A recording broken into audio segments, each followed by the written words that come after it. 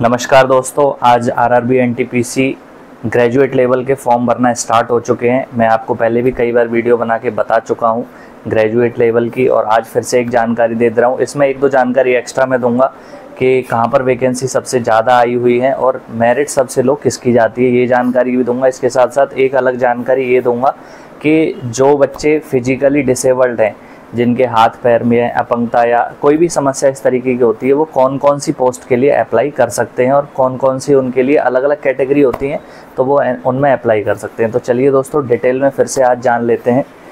देखिए, ये RRB NTPC 2024 graduate Kota वाली पोस्ट है। इसमें केवल ग्रेजुएशन यदि पास हैं आप, तो ही आप फॉर्म अप्लाई कर सकते हैं। 10th 12th वाले इसमें फॉर्म अप्लाई नहीं कर सकते, और इसमें आईटीआई, बीटेक या पॉलीटेक्निक की कोई आवश्यकता नहीं है। Normal BA, BSc, BCom, BCA, BBA, कोई भी ग्रेजुएशन यदि आप पास हैं तो इसमें फॉर्म भर सकते हैं। आपका रिजल्ट आ गया हो तभी आप फॉर्म भर पाओगे, अन्यथा नहीं भर पाओगे। वेटिंग में रिजल्ट है तो वो फॉर्म भरने का उनका कोई मतलब नहीं है, क्योंकि फॉर्म रिजेक्ट हो जाएगा। उल्टा सीधा आप परसेंटेज लिख दोगे तो डॉक्यूमेंट वेरिफिकेशन में जाके आपका रिजेक्शन हो जाएगा, इसलिए आप फॉर्म नहीं भर सकते। आरआरबी एनटीपीसी 14 सितंबर यानी आज से फॉर्म भरना स्टार्ट हो गए। 13 अक्टूबर तक 1 महीने फॉर्म चलेंगे। 8113 इसमें टोटल पोस्ट है। 5 अलग अलग प्रकार की वैकेंसी हैं। JAA, CCCTS, station master, senior clerk और गुड्स ट्रेन मैनेजर, ये 5 तरह की पोस्ट हैं। काफ़ी बच्चे मुझसे पूछ रहे थे कि सर इस बार सीनियर CCTC की पोस्ट नहीं आई है। हाँ दोस्तों, इस बार सीनियर CCTC की पोस्ट नहीं आई है। जो स्टेशन पर टिकट चेकिंग का काम करते हैं वो CCTC भी होते हैं और सीनियर CCTC दोनों ही होते हैं। सीनियर का मतलब थोड़ा ग्रेड पे लेवल चेंज होता है, हाई होता है, और कोई डिफरेंस नहीं होता। लेकिन उसका भी बाप इस बार आ चुका है, वो है CCCTS, यानी कि चीफ कमर्शियल क्लर्क कम टिकट सुपरवाइज़र। ये उससे भी ऊंची पोस्ट है, 4200 ग्रेड पे की। तो आप इसको नंबर 1 पे भर सकते हो यदि आप टिकट चेकर बनना चाहते थे। आप सोचते थे कि स्टेशन पर जाकर टिकट चेक करेंगे, तो ये एक तरह से चीफ हो जाएगा उन सब का। टिकट चेकिंग वालों से भी ऊपर रहेगा, उनका बॉस रहेगा ये। और बाकी यहाँ आपको चीफ बुकिंग सुपरवाइज़र भी बनाया जा सकता है, तो ये आप बॉस मानिए। तो इस पोस्ट को आप पहले नंबर पर भर सकते हैं यदि आप TC बनना चाह रहे थे। तो अगर आपकी ग्रेजुएशन पास है तो इसको पहले नंबर पर भर सकते हैं। बाकी जो मेरी पर्सनल राय है वो पहले नंबर पर JAA आपको रखना है, क्योंकि इसमें 2 दिन की छुट्टी रहती है, सैटरडे और संडे की। इनका काम DRM ऑफिस में जो अकाउंट्स डिपार्टमेंट होता है उसमें बैठते हैं। एक तरह से अकाउंट्स असिस्टेंट हैं, अकाउंट्स वगैरह की चेकिंग करना, जांच करना कि जो अकाउंट्स क्लर्क हैं या सीनियर अकाउंट्स क्लर्क हैं वो ठीक ठाक काम कर रहे हैं कि नहीं कर रहे। उसके बाद ये TIA बन जाते हैं, तो ये छापेमारी वगैरह में भी जाते हैं। ठीक तरह से जो रेलवे का पैसा है वो उसका ऑडिट वगैरह, ये सब काम इनका रहता है। ठीक तरह से यूटिलाइज हो रहा है कि नहीं, कोई गड़बड़ तो नहीं फैला रहा है। तो मेरे हिसाब से JAA सबसे बेस्ट पोस्ट है, और लड़कियों के लिए भी सबसे बेस्ट पोस्ट यही है JAA, क्योंकि 2 दिन की छुट्टी मिलेगी और नाइट की इसमें टेंशन है नहीं स्टार्टिंग में। बाद में तो इसमें नाइट ड्यूटी भी करनी पड़ सकती है, लेकिन इनिशियल में बहुत मज़े हैं, बहुत अच्छी नौकरी है। वरना यदि लड़कियां पूरी तरह से ऐसी जॉब चाह रही हैं इसमें नाइट ड्यूटी भी ना लगे, तो ये सीनियर क्लर्क की है। इसमें 6 दिन की वर्किंग है, संडे ऑफ रहेगा। और ये DRM ऑफिस में क्लर्क बैठते हैं, पर्सनल डिपार्टमेंट में ही आते हैं, तो सीनियर क्लर्क भर सकती हैं। बाकी नॉर्मल वे में बता रहा हूँ, JAA सबसे बेस्ट पोस्ट है। CCTS दूसरे नंबर पर रखें, क्योंकि इसमें नाइट ड्यूटी भी रहने वाली है। CCTS में थोड़ी टेंशन भी रहती है, क्योंकि लोगों का मिलना जुलना और वो सब हो जाता है, पब्लिक डीलिंग हो जाती है। स्टेशन मास्टर, फिर सीनियर क्लर्क, फिर गुड्स ट्रेन मैनेजर। मैं अभी इस पोस्ट पर हूँ, सीनियर गुड्स ट्रेन मैनेजर हूँ, 4200 ग्रेड पे। मैं ये 2800 ग्रेड पे से मेरी ज्वाइनिंग हुई थी, लेकिन अब मैं 4200 ग्रेड पे मैं आ गया हूँ। 2 साल बाद प्रमोशन लग जाता है। तो आप गुड्स ट्रेन मैनेजर को सबसे लास्ट में मैंने इसीलिए रखा है, क्योंकि देखिए इसमें दोस्तों भागा दौड़ी बहुत है, फैमिली टाइम बिल्कुल नहीं है, और यारी दोस्ती रिश्तेदारी भी, उससे भी आप दूर रहोगे। हालांकि इसमें सैलरी इनिशियल में सबसे ज़्यादा मिलेगी। 2 नंबर की कोई इसमें इनकम नहीं रहती है, स्टार्टिंग 2800 ग्रेड पे, लेकिन सबसे ज़्यादा सैलरी इसी में मिलेगी। 1 नंबर की जो आप सैलरी कमाना चाहते हो तो वो सबसे ज़्यादा इसी में मिलेगी, गुड्स ट्रेन मैनेजर में। लेकिन इसमें बहुत ज़्यादा भागा दौड़ी परेशानी है। गुड्स ट्रेन मैनेजर के गार्ड के डिब्बे का आप हाल देख ही सकते हो, बहुत ही ज़्यादा गंदा, बहुत ही ज़्यादा बुरा होता है। तो उस चीज़ को आप देख लेना। रात भर जगना, टेंशन और बहुत तरह तरह की बीमारियां घेर लेती हैं, तो वो सब चीज़ आपको ध्यान में रखनी है अगर आप इसको पहले नंबर पर रखना चाहते हो, क्योंकि ये ट्रेन में रहते हैं, मालगाड़ी में स्टार्टिंग में ड्यूटी रहेगी 4-5 साल, मालगाड़ी के पीछे वाले डिब्बे में इंजन में भी बैठ के जाते हैं। तो यदि आप इंजन का शौक़ है, घूमने फिरने का शौक़ है, तो फिर आप इसको पहले नंबर पर रख सकते हैं, क्योंकि बाकी आप किसी में भी इंजन में नहीं बैठ पाओगे और ना ट्रेन के संचालन में रहोगे इंक्लूड, मतलब प्रॉपर ट्रेन में नहीं रहोगे। और अन्यथा मेरे हिसाब से इसको सबसे लास्ट में आपको रखना चाहिए। अब बात आती है दोस्तों जनरल कैटेगरी की। इस बार 3 साल एज बढ़ा दी है, मतलब सभी की बढ़ा दी है। पहले 18 से 33 हुआ करती थी, अब 18 से 36 कर दी है। कोरोना की वजह से 3 साल का रिलैक्सेशन दे दिया है, तो ये बहुत ही खुशखबरी की बात है। जनरल वाले 18 से 36, ओबीसी वाले 18 से 39 और SC/ST वाले 18 से 41 साल जिनकी एज है वो इसमें अप्लाई कर सकते हैं, जो ग्रेजुएशन पास हों। अब देखिए JAA पोस्ट जो है इसमें टाइपिंग होगी, तो टाइपिंग का आप ध्यान रखना। अगर आप पहले नंबर पर इसको भर रहे हैं तो आपको ये सोच समझ के चलना है कि भाई मेरी टाइपिंग की तैयारी, हिंदी इंग्लिश की टाइपिंग की तैयारी आप करके रखना। CCTS में ना कोई टाइपिंग होगी ना कोई साइको टेस्ट होगा, यानी कि 2 ही एग्ज़ाम होंगे, CBT 1 CBT 2। बाकी सब में कॉमन एग्ज़ाम रहेंगे। CBT 1 भी सबका कॉमन रहेगा, CBT 2 भी सबका कॉमन रहेगा। इसमें अलग से टाइपिंग होगी, इसमें कुछ नहीं होगा। स्टेशन मास्टर में साइको टेस्ट होगा, CBAT जिसे बोलते हैं। सीनियर क्लर्क में भी टाइपिंग होगी, गुड्स ट्रेन मैनेजर में भी कुछ नहीं होगा।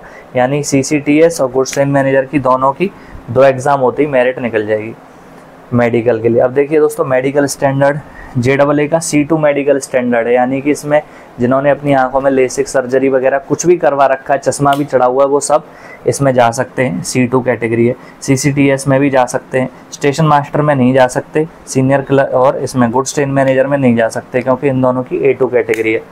ये आँखों में जिसके में दिक्कत है, चश्मा चढ़ रहा है या आंखों में लेसिक वगैरह करवा रखा है, तो वो स्टेशन मास्टर और गुड्स ट्रेन मैनेजर में नहीं जा सकते। थोड़ा बहुत पॉइंट है, जैसे -0.3, -0.2, -0.4 वो जा सकते हैं, वरना ज़्यादा है, -1 है, -0.75 है या -1.5 है, उससे ऊपर है, वो नहीं जा सकते। सीनियर क्लर्क में सभी लोग जा सकते हैं, जिसके कुछ भी हो, कोई टेंशन नहीं। अब देखिए लेवल 5 यानी 2800 ग्रेड पे की है JAA, लेवल 6 यानी 4200 ग्रेड पे की है CCCTS, और ये 4200, 2800। सैलरी सबसे ज़्यादा मैंने बता दी इसमें बनेगी, और बाकी सब में सैलरी लगभग आसपास ही रहेगी। 10,000 का डिफरेंस होगा इन दोनों में, 10-10 हज़ार एक्स्ट्रा बन जाएगी, यानी कि इसमें लगभग 55,000, बाकी 45, तो ये आपका रहेगा। बाकी दोस्तों अब मैं बता देता हूँ, जिन लोगों को कोई ना कोई प्रॉब्लम है, जो फिजिकली डिसेबल्ड लोग होते हैं, वो स्टेशन मास्टर में अप्लाई नहीं कर सकते और गुड्स ट्रेन मैनेजर में अप्लाई नहीं कर सकते। इन दोनों में अप्लाई नहीं कर सकते। बाकी 3 पोस्ट उनके लिए बचती हैं, तो मैं भी यहाँ पर लिख देता हूँ कि कौन कौन से डिसेबिलिटी वाले इनमें अप्लाई कर सकते हैं, JAA में और CCCTS में और सीनियर क्लर्क में, तो वो आप देख लीजिए। और दोस्तों मेरिट की बात और बता देता हूँ आपको कि मेरिट कहाँ की लो जाती है, कहाँ की सबसे लो मेरिट पिछली बार रही थी। तो ये अलग अलग जोन होते हैं। वैसे तो मैं आपसे यही कहूँगा कि जहाँ आपका घर है, जो नज़दीकी जोन है, आप वहाँ से ही फॉर्म भरो, क्योंकि आपकी पोस्टिंग वहीं हो जाएगी। दूर जाओगे आप, मेरिट तो कम जाएगी, लेकिन फिर आपको वहीं रहना पड़ेगा, आप वहीं फंस जाओगे, ज़िंदगी भर हो सकता है आपको वहीं गुजारना पड़े। तो लो मेरिट वाला सबसे जोन है वो चेन्नई है, SR सदर्न रेलवे। और दूसरा दोस्तों एक चीज़ और मैं आपको बताना चाह रहा था, और दोस्तों काफ़ी बच्चे ये भी पूछते हैं कि सर वैकेंसी सबसे ज़्यादा कहाँ पर है। तो दोस्तों सबसे हाई वैकेंसी हैं आपकी, हाईएस्ट लिख लेते हैं, वैकेंसी आपकी कोलकाता में निकली हुई है। तो आप चाहें तो कोलकाता से भी फॉर्म भर सकते हैं, और या लो मेरिट जो जाती है वो चेन्नई की जाती है, तो आप चाहें तो वहाँ से भी फॉर्म भर सकते हैं। लेकिन मेरी यही सलाह है कि आप अपने घर के नज़दीक से फॉर्म भरें, जिससे कि आपको टेंशन ना हो भागा दौड़ी की। थोड़ी सी मेहनत आप एक्स्ट्रा कर लीजिए और आपका सिलेक्शन आपके ही घर के नज़दीक हो जाएगा, तो वो ज़्यादा अच्छा रहेगा। अब बाकी फिजिकली जो डिसेबिलिटी होती है उनका और लिख देता हूँ। इन 3 पोस्ट के लिए कौन कौन सी डिसेबिलिटी वाले एलिजिबल रहते हैं, तो वो आप ज़रूर देख लें। बाकी जिसके भी देखिए जनरल कैटेगरी से यदि कोई बिलोंग करता है तो उसका कोई भी सर्टिफिकेट नहीं लगेगा। यदि SC/ST वाला है तो सेंटर वाला कास्ट सर्टिफिकेट उनका लगेगा। यदि स्टेट वाला है, सेंटर वाला नहीं बनवाया, तो अभी आप स्टेट वाला लगवा दें। बाकी फॉर्म जब आप भर दें उसके बाद अपने प्रोसेस में लग जाए सेंटर वाला बनवाने के लिए, क्योंकि डॉक्यूमेंट वेरिफिकेशन में सेंटर वाला ही लगेगा और फिर आप रिजेक्ट हो जाओगे यदि आप नहीं करवा पाए तो सेंटर वाला। इसीलिए सेंटर वाला बनवा लें। बाकी आधार कार्ड होना चाहिए आपका, मस्ट है। 10th की 12th की मार्कशीट, ग्रेजुएशन की मार्कशीट, ये सारे कागज़ आपके तैयार होने चाहिए। एक ईमेल आईडी, फ़ोन नंबर चालू हालत में आपका होना चाहिए, तो वो विशेष तौर पर ध्यान रखें। बाकी पासपोर्ट साइज़ फ़ोटो भी इसमें लगते हैं, वही वाले passport size photo document verification में भी काम आएंगे, तो उनको संभाल के रखें।